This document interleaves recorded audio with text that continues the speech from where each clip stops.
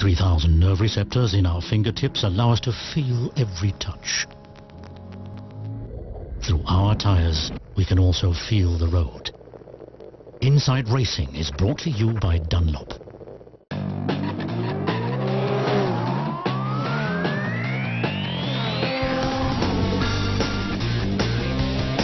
Welcome to a new edition of Inside Racing. Today, racing's best young talents all together. But first, on the road with the Endurance World Champion. Feel the passion, feel the track with Inside Racing.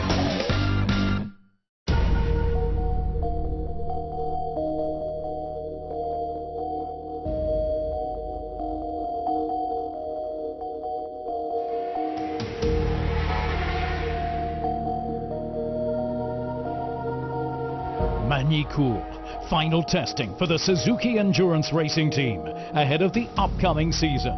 World champions, title defenders and Ball d'Or winners in 2010. The circuit near Nevers, familiar territory for gaining new insights.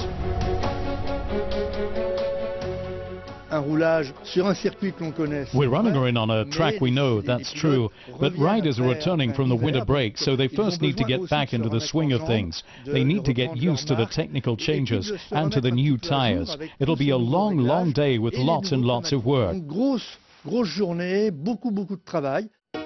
The Suzuki GSX-R 1000, the 2009 model, a standard machine.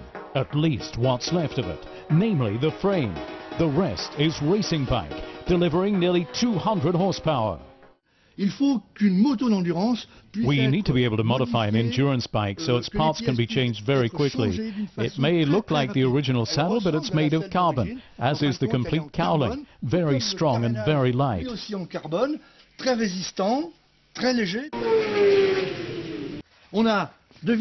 As you can also see here, the exhaust pipes are different.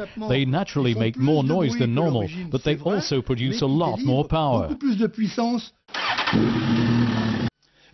So that's how the bike looks. A motorbike that over recent years has been world champion, and that'll be trying in 2011 to defend that world championship title.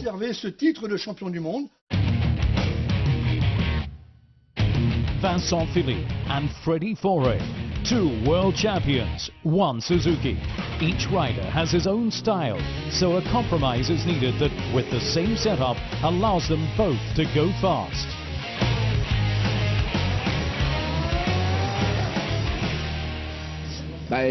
My riding style is much more aggressive than Vincent. Vincent is a lot more fluid and very fast through the corners, whereas I brake and accelerate a lot harder. It's totally different. We're both equally fast, but with two riders in one bike, it's difficult to find a common denominator. Vincent's getting on well with it, I'm not yet, but we're working on being as fast as we can.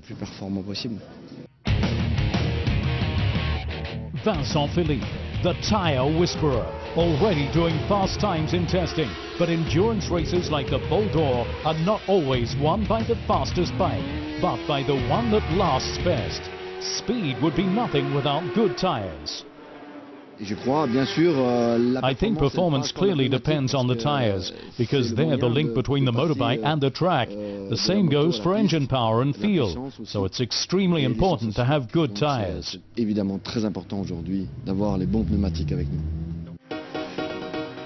10 World Championship titles, plus 3 Ball d'Or victories in a row. The success shows it's a good partnership. Dunlop, developing and supplying. CERT, putting that development into action. I think you see that in every competition these days, in every discipline, be it racing cars, superbikes or MotoGP. The tires account for at least 60 or 70% of the success. A good tire with a good grip, properly in tune with the chassis and rider, that makes it easier to win a race. You don't get tires now that are ruined after 10 or 15 laps and it's all over. You can see the rivalry between all the manufacturers too, in every competition. There's no more the perfect tire than there is the perfect bike, let alone the perfect rider. The whole package has to be right, and the CERT team is ready for mission Title Defense 2011. Voila, the future world champion.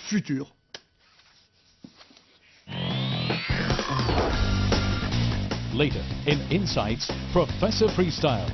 Now in Paces, feet on the ground and coolly onto the podium, BTCC champion Jason Plato. Great Britain. Storms. Heat. And passion. Meet Jason Plato. Cool, detached, laid back, and a committed British touring cars pro. TV's good, crowd numbers are great, there's lots of pretty girls around.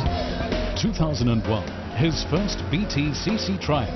Thereafter, missing the title by a whisker on numerous occasions. In 2010, back at the top again. The feeling was different. You know, we had really good preparation. The car I was in was fantastic. The team did a great job, and we were pretty much ahead all the way through the year. So yeah, it was in many ways a relief actually to get it done. So it was a good feeling.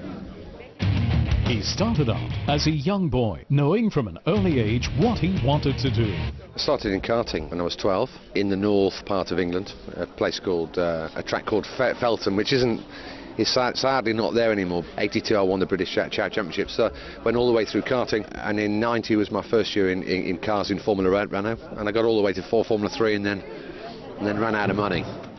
In between, however, came some absorbing detours.